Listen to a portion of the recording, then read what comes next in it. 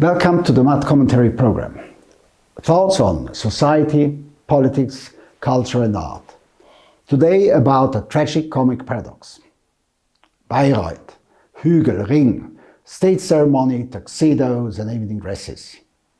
Ruhe Du Gott, Brünhilde calls out to the king of the gods Wotan in her final song in Götterdämmerung and lights the apocalyptic fire. Valhalla, the abode of the gods, burns. But the myth doesn't tell of the end of the world, but of the declining world of the gods, on whose ruins a new world arises. Wagner, a revolutionary of the year 1848, proclaimed the following in his work Revolution, which was influenced by Ludwig Feuerbach and also by the work of Mikhail Bakunin.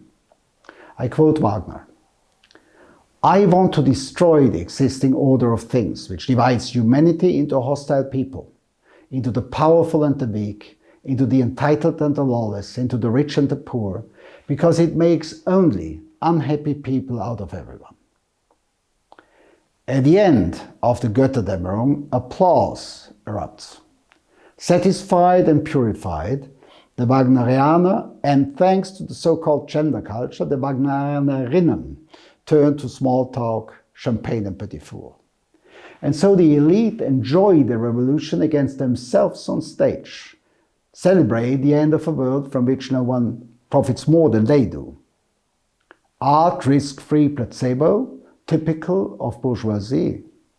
But far from it, this is no different in temples of the left, critical consciousness.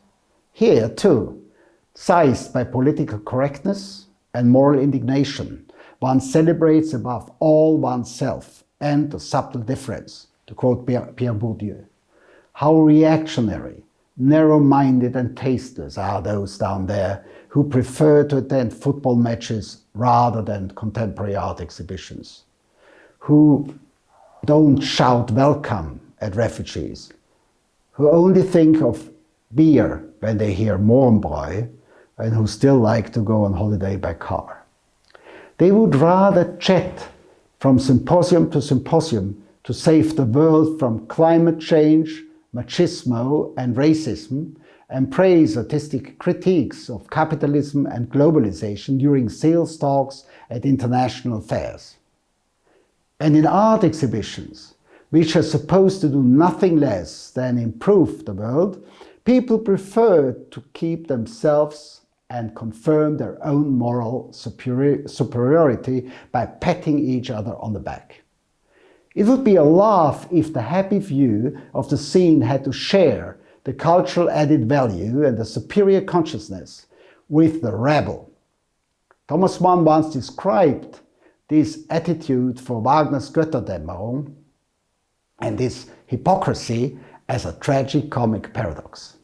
This is no less true for the moralistic art elite, from gendering to anti-colonialism and political correctness to Black Lives Matter.